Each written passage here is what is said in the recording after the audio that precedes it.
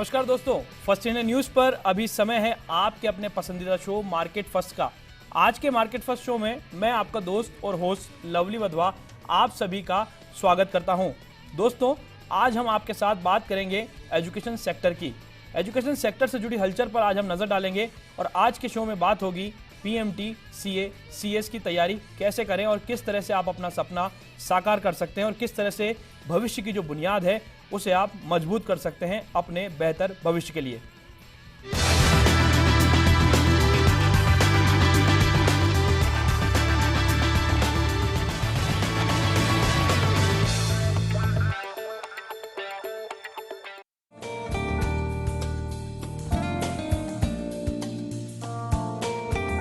Twelfth के बाद students के सामने सबसे बड़ी परेशानी होती है करियर सिलेक्शन की। ट्वेल्थ के बाद साइंस स्ट्रीम से जुड़े अधिकतर स्टूडेंट्स जहां डॉक्टर और इंजीनियर बनने का सपना देखते हैं, वहीं कॉमर्स फील्ड से जुड़े स्टूडेंट्स की पहली पसंद होती है सीए और सीएस में करियर बनाना। डॉक्टर बनने का सपना देखने वाले स्टूडेंट्स के सामने सबसे बड़ा चैलेंज होता है पीएमटी का एग्जाम पास करना। ये एग्जाम एमबीबीएस, बीडीएस के कोर्सेज में एडमिशन के लिए लिया जाता है। डॉक्टर बनने के सपने को साकार करने के लिए इस एग्जाम में बेहतर प्रदर्शन करना जरूरी है, इसलिए इस एग्जाम में स्टूडेंट्स को काफी मेहनत करनी पड़ती है। पीएमटी एग्जाम में हर साल कई स्टूडेंट्स पार्टिसिपेट करते हैं, लेकिन इसमें सिलेक्शन होना बहुत ही टफ माना जाता है। पीएमटी की तरह सीए और सीएस बनने के लिए भी स्टूडेंट्स को कड़ी मेहनत करनी पड़ती है। चार्टर्ड अकाउंटेंट और कंपनी सेक्रेटरी दो ऐसे करियर हैं जिसे सदाबहार करियर के रूप में देखा जाता है। पहले इन करियर में सिर्फ कॉमर्स स्ट्रीम के स्टूडेंट्स ही एडमिशन ले सकते थे, पर पिछले कई वर्षों से ये समस्या खत्म हो गई है। अब किसी भी स्ट्रीम के स्टूडेंट्स सीए और सीएस बनने का सपना देख सकते हैं। अक्सर देखा गया है कि लोग चार्टर्ड अकाउंटेंट और कंपनी सेक्रेटरी में खास अंतर नहीं समझते। उनके लिए दोनों करियर एक जैसे ही हैं, जबकि दोनों पूरी तरह से अलग अलग करियर हैं। चार्टर्ड अकाउंटेंट सभी तरह के व्यवसाय और फाइनेंस के क्षेत्र में काम करते हैं। कुछ पब्लिक प्रैक्टिस, प्राइवेट सेक्टर तो कुछ सरकारी जगहों पर नियुक्त किए जाते हैं, जबकि दूसरी तरफ कंपनी सेक्रेटरी का मुख्य काम कंपनी और उसके बोर्ड ऑफ डायरेक्टर्स के बीच मीडिएटर का काम करना है। ये चेयरमैन और डायरेक्टर्स को सलाह देते हैं। सीए के क्षेत्र में करियर बनाने के लिए सबसे पहले स्टूडेंट्स को सीपीटी क्लियर करनी होती है, उसके बाद आईपीसीसी, उसके बाद स्टूडेंट्स को सीए फाइनल का एग्जाम क्लियर करना होता है। वहीं सीएस के लिए पहले फाउंडेशन, फिर एग्जीक्यूटिव और उसके बाद प्रोफेशनल लेवल की एग्जाम क्लियर करना होता है। सीए, सीएस और मेडिकल की फील्ड में एंट्री लेने के लिए कई सारे कोचिंग सेंटर कोचिंग देते हैं। तो आज मार्केट फर्स्ट में बात होगी कि किन बातों को ध्यान में रखकर एक अच्छा कोचिंग सिलेक्ट किया जाए जो आपके सपनों को साकार करने में मददगार बने। दोस्तों, बात हो रही है आपके सपनों को साकार करने की। एजुकेशन सेक्टर की पड़ताल जो होगी वो आज के स्पेशल शो में होगी और आपके सवालों के जवाब देने के लिए हमारे साथ हर बार की तरह एक एक्सपर्ट पैनल मौजूद है। एक्सपर्ट सब्जेक्ट के साथ एक्सपर्ट पैनल में हमारे साथ जुड़ चुके हैं इस वक्त गुरु शिखर प्रोफेशनल स्टडीज जयपुर के जो डायरेक्टर अरुण कुमार जैन जी, उनका हम स्वागत करते हैं। टारगेट पीएमटी जयपुर ब्रांच के जो असिस्टेंट ब्रांच मैनेजर है गगनदीप सिंह जी, वो हमारे साथ जुड़ चुके हैं, उनका भी हम स्वागत करते हैं। और साथ ही साथ में जयपुर की जो सीए चैप्टर, जयपुर चैप्टर है जो सीए एसोसिएशन की, उनके हमारे साथ जो मेहमान है पूर्व अध्यक्ष सीएल यादव जी, वो भी इस वक्त हमारे साथ जुड़ चुके हैं। तीनों खास मेहमानों का स्वागत करते हैं दोस्तों और आज के खास शो की शुरुआत करते हैं। सबसे पहले अरुण कुमार जी, मैं आपका रुख करना चाहूंगा, आपसे जानना चाहूंगा आपके संस्थान के बारे में बताएं। मैं डायरेक्टर हूं Guru Shikhar professional studies private limited का, और ये प्रोफेशनल स्टडीज़ जो हमने चालू किया वो 2006 में हमने चालू किया। और अभी ये इंस्टीट्यूट जो है वो सीए और सीएस की कोचिंग जो है राजस्थान में कराता आ रहा है। और हमारे इंस्टीट्यूट ने all India ranks, first rank, second rank, IPCC, CPT और सीएस के विभिन्न स्तरों के ऊपर एग्जीक्यूटिव और फाउंडेशन के अंदर पिछले 10 सालों के अंदर दी है। बिल्कुल, टारगेट पीएमटी से हमारे साथ जुड़े हुए assistant branch manager Gagandeep Singh ji. Gagandeep ji, आपका स्वागत है। हम आपसे जानना चाहेंगे आपके संस्थान के बारे में, आगे टारगेट पीएमटी कहां पर इस वक्त काम कर रहा है और किस तरह की तैयारी आप पीएमटी की कराते हैं। टारगेट पीएमटी बेसिकली दिल्ली का ब्रांड है, ठीक है। हम लोग पिछले 6 साल से जयपुर में बढ़िया रिजल्ट दे रहे हैं, बेहतरीन रिजल्ट दे रहे हैं। दिल्ली में भी सक्सेस के बाद हम लोग ये जयपुर में आने का डिसीजन हुआ था कि एक बार एक जगह हम लोग पहले स्टेबल्ड हो जाए, उसके बाद हम लोग जयपुर में आए। दिल्ली में भी बेहतरीन रिजल्ट दे रहे हैं, every year consecutive year first second rank दे रहे हैं। बढ़िया बेहतरीन कॉलेजेस में हमारे स्टूडेंट्स हैं। आप एम्स दिल्ली जैसे कॉलेजेस देख लीजिए। जयपुर में अगर मैं बात करूं तो एसएमएस मेडिकल कॉलेजेस वगैरह देख लीजिए। फर्स्ट रैंक अगर मैं बात करूं 2012 जूही अग्रवाल, वो हमारे ही इंस्टीट्यूट की बच्ची है। और बढ़िया रिजल्ट दे रहे हैं, और सिर्फ एक्सक्लूसिव इंस्टीट्यूट है जो मेडिकल में डील कर रहा है आज की डेट में। बिल्कुल यादव जी, मैं आपका रुख करना चाहूंगा, आपसे जानना चाहूंगा, चार्टर्ड अकाउंटेंट बनने के लिए बच्चों के मन में कई तरह की आशाएं होती है, आकांक्षाएं होती है और बड़े बड़े सपने जो होते हैं वो उन्हें दिखाए जाते हैं। क्या मानते हैं आप, ये जो सपना होता है चार्टर्ड अकाउंटेंट बनने का, वो कितना साकार होता हुआ साबित हो रहा आज के समय में? वधवा साहब, कोई भी सपना यदि अपन देखें और वो साकार नहीं होए, उसके लिए अपन को तन मन धन से लगना पड़ेगा। सपने को साकार करने के लिए पूरी मेहनत करनी पड़ेगी, पूरे जोश के साथ लगना पड़ेगा। और कोई भी सपना नामुमकिन नहीं है। सीए बनना नामुमकिन नहीं है। सीए बहुत, मेरे हिसाब से बहुत इजी कोर्स है। सबसे टफेस्ट कोर्स माना जाता है, लेकिन मेरा मानना है कि सबसे इजी कोर्स है। यदि स्टूडेंट उसमें पूरे डेडिकेशन के साथ इन्वॉल्व है, लगा हुआ है, उसकी जो प्रैक्टिकल ट्रेनिंग है जो 3 साल की होती है उसको पूरी डेडिकेशन के साथ वो करता है, तो सबसे इजी कोर्स ये है। और जो अपॉर्चुनिटीज़ है आज चार्टर्ड अकाउंटेंट्स के लिए, वो लॉट ऑफ अपॉर्चुनिटीज़ है। ग्लोबलाइजेशन का ज़माना है, लिबरलाइजेशन का ज़माना है, प्राइवेटाइजेशन का ज़माना है। तो अपॉर्चुनिटीज़ की अपन बात करें तो बहुत सारी अपॉर्चुनिटी चार्टर्ड अकाउंटेंट के लिए हैं। तो ऐसा नहीं है कि सीए बहुत टफ कोर्स है, बहुत मेरे हिसाब से बहुत इजी कोर्स है सीए बनना। बिल्कुल, आपका रुख करना चाहूंगा जैन साहब, मैं आपसे जानना चाहूंगा आपके संस्थान जो है वो किस तरह की तैयारी बच्चों को कराता CA/CS की? देखिए, सीए कोर्स के अंदर सबसे इम्पॉर्टेंट चीज़ जो दिक्कत पैदा करती है बच्चों के साथ में, स्टूडेंट्स के साथ में, कि रेगुलरिटी नहीं आ पाती। स्टूडेंट्स रेगुलर स्टडीज़ नहीं कर पाता और कॉन्सेप्ट क्लियरेंस उसका बहुत ही वीक हो जाता है।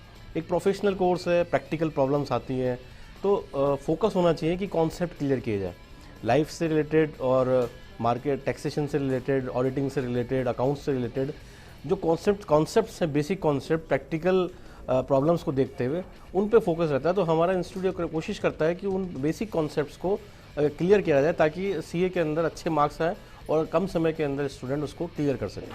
लेकिन जैन साहब, एजुकेशन सेक्टर के अंदर अब ग्लोबलाइजेशन का युग है, रोजाना नित नए परिवर्तन देखने को मिल रहे हैं। कैसे अपडेट रहते हैं, आपके फैकल्टीज को कैसे अपडेट रखते हैं और बच्चों को कैसे अपडेट रखते हैं आप? देखिए, ग्लोबलाइजेशन और ये सब चीज़ें, अगर सीए चूँकि बहुत ही डायनामिक फील्ड है, रोज चेंज होने वाली चीज़ें हैं, चाहे वो टैक्सेशन से रिलेटेड चीज़ें हों, चाहे अकाउंट से रिलेटेड चीज़ें हों, अकाउंटिंग स्टैंडर्ड्स हैं, गाइडेंस नोट्स हैं, ऑडिटिंग स्टैंडर्ड्स हैं, ये सब डेली चेंज होते हैं और ज़रूरत के हिसाब से चेंज होते रहते हैं, क्योंकि रोज़ कुछ ना कुछ चीज़ें लाइफ के अंदर घटती हैं, समाज में घटती है, चाहे कुछ फ्रॉड्स हों या कुछ नई चीज़ें हों। तो अपडेशन तो हमारी फैकल्टीज़ को हम लोग रेगुलर करवाते रहते हैं। उनके प्रोग्राम्स हैं, उनके सेमिनार्स हैं जो कि हम अटेंड उनसे करवाते हैं, ताकि वो जो भी करंट चीज़ें चल रही है मार्केट के अंदर, जो कि मार्केट के अपडेट्स हैं, कॉन्सेप्ट्स एंड क्लियरेंस है, उनके लिए हम लोग फोकस करवाते हैं ताकि वो लोग स्टूडेंट्स के साथ में भी उतना ही जस्टिस कर सकें। बिल्कुल, गगन जी, मैं आपका रुख करना चाहूँ। गगन जी, आप ये बताएं कि जिस तरह से ग्लोबलाइजेशन के युग की हम बात कर रहे हैं, इस पर भी हम बात करेंगे, आपके यहाँ किस तरह से PMT की तैयारी कराई जाती है और किस तरह से बच्चों के बेहतर भविष्य देने का काम किया जाता है? एक्चुअली PMT में क्या होता है, PMT NCERT बेस्ड होता है हमारे यहाँ पे। 11-12 का बेसिक कंसेप्ट आए जाते हैं, वही एक माध्यम लेकर हम लोग तैयारी करवाते हैं ताकि स्कूल की प्रिपरेशन भी हो और साथ में कंपटीशन भी क्वालिफाई हो। ठीक है, तो जितने भी टेस्ट होता है, कंपटीशन, हमारा मानना है कंपटीशन उसी बच्चे का ज़्यादा क्लियर होता है जो बच्चे प्रैक्टिस ज़्यादा करते हैं, नंबर ऑफ क्वेश्चन ज़्यादा सोल्व करते हैं। तो वो नंबर ऑफ क्वेश्चन की जो टेस्ट सीरीज़ है, रेगुलर टेस्ट सीरीज़ है, एक डेली प्रैक्टिस टेस्ट की टेस्ट सीरीज़ है, रेगुलर टेस्ट लेते हैं हम लोग, डेली डाउट सेशंस होते हैं, वही एक एडवांसमेंट है हमारे कोर्स का कि बच्चे बेहतरीन रिजल्ट दे पा रहे हैं। बिल्कुल, लेकिन अरुण जी, आपको, गगन जी, ऐसा नहीं लगता कि जो ग्लोबलाइजेशन का युग है, जिसमें हमने जैसे कि जैन साहब से बात करी, रोजाना नित नए परिवर्तन हो रहे हैं, बच्चों को किस तरह से अपडेट रखते हैं, फैकल्टीज को किस तरह से अपडेट, क्योंकि बड़ा चैलेंज होता है आज के समय में? नहीं, चैलेंजेस तो है। चैलेंजेस अगर मैं बात करूँ तो हर फील्ड में चैलेंजेस है सर। बाकी रहा अपडेशन की बात, वो regular time to time seminars conduct होते हैं।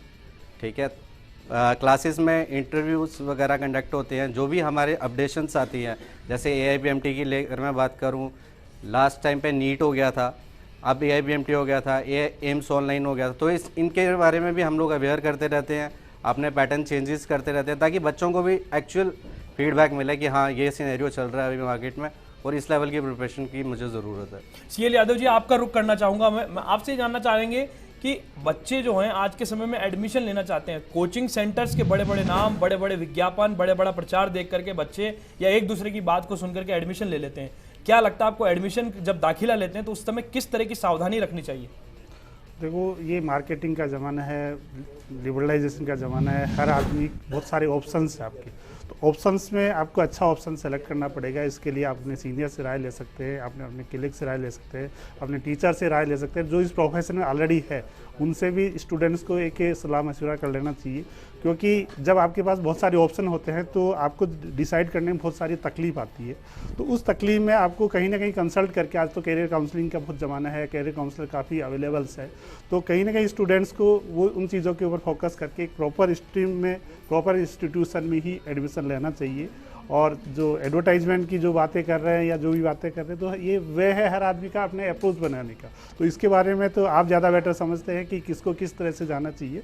बाकी मेरा ये है कि जो भी अपने सीनियर्स है, एक्सपीरियंस पर्सनस है, उनके थ्रू डिस्कस करके, उनके साथ डिस्कस करके ही किसी न किसी कोचिंग इंस्टीट्यूट को चूज करना चाहिए, वो उनको डिसीजन लेना चाहिए। अरुण जी, आपका रुख करना चाहूंगा। अरुण जी, आपसे जानना चाहेंगे, बच्चे एडमिशन लेते वक्त सावधानी किस तरह से बरते हैं? यादव जी से हम जानने की कोशिश कर रहे हैं, आपको क्या लगता है जब एडमिशन लेने के लिए बच्चा पहुंचता है तो उसे किस तरह की सावधानी रखनी चाहिए? आपका रुख जानना चाहेंगे। देखिए, बहुत सी साधारण सी बात है। अगर आपका उद्देश्य किसी भी एग्ज़ाम को क्रैक करना है, चाहे वो कोई एंट्रेंस एग्ज़ाम हो या फिर उस एग्ज़ाम के बाद वाले स्टेजेस हो, तो कोई भी एग्ज़ाम क्रैक करना हो, एंट्रेंस एग्ज़ाम या फिर उसके बाद वाले स्टेजेस क्लियर करने हो, तो सबसे पहली चीज़ जो आती है किसी भी कोचिंग इंस्टीट्यूट में या किसी भी इंस्टीट्यूशन में आपको एडमिशन लेना है, तो उसमें फैकल्टीज़ का जो स्टैंडर्ड है, फैकल्टीज़ की जो क्वालिटी है, उनकी क्वालिफिकेशंस है, एक्सपीरियंस है, वो टॉप प्रायोरिटी पे होना चाहिए कि वहाँ पे बढ़िया फैकल्टीज़ आपके पास में अवेलेबल हो। दूसरा, उस इंस्टीट्यूशन का एक ट्रैक रिकॉर्ड होना चाहिए कि जो कि उस फील्ड के अंदर वो कंटिन्यूस परफॉर्म कर रहा हो और उस परफॉर्मेंस के साथ में वो स्टूडेंट को और बेहतर फैकल्टीज़ और बेहतर सुविधाएं लगातार उपलब्ध कराने का आपको एश्योरेंस दे सके। तीसरा ये है कि उसके पास में उसका जो कोर्स वेयर है, वो कोर्स वेयर कितना अपडेट है, उस कोर्स वेयर के अंदर कितनी मेहनत की गई है इंस्टीट्यूशन की तरफ से, ये सब आपको देखना चाहिए। तो तीन चीज़ें तो आपको इंपॉर्टेंट हो गई, फैकल्टी, कोर्स वेयर और उस फैकल्टी का एक्सपीरियंस और इसके पास रिजल्ट्स, ये सब मिलके जो है आपका एक बेस तैयार करते हैं कि किसी भी इंस्टीट्यूशन में आप अपने भविष्य के लिए एडमिशन ले सकते हैं। गगन जी, आप इस मंच के माध्यम से सभी अभिभावकों को किस तरह की सलाह देना चाहेंगे कि वो बच्चों का दाखिला लेते वक्त किस तरह की सावधानी बरतें, खास करके पीएमटी के क्षेत्र में अगर बात करें तो? एज अ गार्जियन अगर मैं बात करूं, अगर मुझे मेरे बच्चे के लिए एडमिशन देखना है तो मुझे देखना पड़ेगा सर्टेन चीज़ें, जैसे कि रिजल्ट्स। अगर किसी कोचिंग में मैं अपने बच्चे को एडमिशन करवाने जा रहा हूँ तो उसका पास्ट ट्रैक रिकॉर्ड क्या है, उसके रिजल्ट्स कितने बेहतरीन है, प्लस जो रिजल्ट्स दे रहे हैं टीचर्स, फैकल्टीज़, नो डाउट सबके पास बढ़िया डाइट है आज की तारीख में, सबके पास टीचर्स अच्छे हैं, सबके पास फैकल्टी सेट अच्छा है, लेकिन वही टीचर्स जिन्होंने रिजल्ट दिया वो आज की तारीख में अवेलेबल है या नहीं है? आप देखते आ रहे हैं कि आज मार्केटिंग का सिनेरियो ऐसा हो गया कि हर साल टीचर्स चेंज हो रहे हैं, हर साल नए नए टीचर्स आ रहे हैं, तो एक वो भी चीज़ देखना है। प्लस मैनेजमेंट की अगर मैं बात करूं, मैनेजमेंट कितना सपोर्टिव स्टाफ है उनके साथ। एज अ पेरेंट्स अगर मैं अपनी कंप्लेंट लेकर जाता हूं, मेरे बच्चे को ये प्रॉब्लम्स फेस कर रहा है बच्चा कोचिंग में, तो टीचर्स, मैनेजमेंट कितना हेल्प कर पा रहा है उसको रिजॉल्व करने में, क्योंकि सारे तो सर ब्रिलियंट स्टूडेंट्स नहीं होते, एवरेज स्टूडेंट्स भी होते हैं। तो बजाय इसके कि ब्रिलियंट स्टूडेंट्स पे एफर्ट्स करने के, एवरेज स्टूडेंट्स पे भी एफर्ट्स किए जा रहे हैं, कोचिंग को ये भी ध्यान में रखना चाहिए। और एज अ गार्जियन ये भी हमें चीज़ें देखनी चाहिए कि फेक रिजल्ट्स की अगर मैं बात करूँ, मार्केटिंग क्या है, फंडामेंटल्स होते हैं, आजकल हर कोई कोचिंग ही रिजल्ट छाप रहे हैं और बढ़िया बढ़िया रिजल्ट दे रहे हैं। टोटल अगर सभी स्टूडेंट्स को, सभी कोचिंग्स के स्टूडेंट्स को गिना जाए तो इतनी तो सीटें ही नहीं होती हैं। तो वो भी एक एज एन पेरेंट्स हमें देखना चाहिए कि स्मार्टली वर्क करना चाहिए, सब चीज़ों को एनालिसिस कीजिए, पुराने जो स्टूडेंट्स हैं उनसे बात कीजिए, उनसे प्रॉपर फीडबैक लीजिए कि कैसा ये कोचिंग है, कितने रिजल्ट्स दे रहे हैं, और ऑथेंटिसिटी पे काम कीजिए सर। बिल्कुल दोस्तों, मार्केट फर्स्ट के शो में बात हो रही है एजुकेशन सेक्टर की, और खास तौर पर आज बात हो रही है पीएमटी, सीए और सीएस की। आखिर किस तरह की परेशानियां आती है, चुनौतियां आती है, और आपके जो सवाल हैं उनके जवाब देने के लिए एक्सपर्ट पैनल मौजूद रहेगा हमारे साथ। फिलहाल वक्त तो चला एक छोटे से ब्रेक का, ब्रेक के बाद वापस लौटते हैं दोस्तों और बात करेंगे तैयारी की, यानी एजुकेशन सेक्टर की, क्योंकि भविष्य की बुनियाद को करना है तैयार। फिलहाल एक ब्रेक।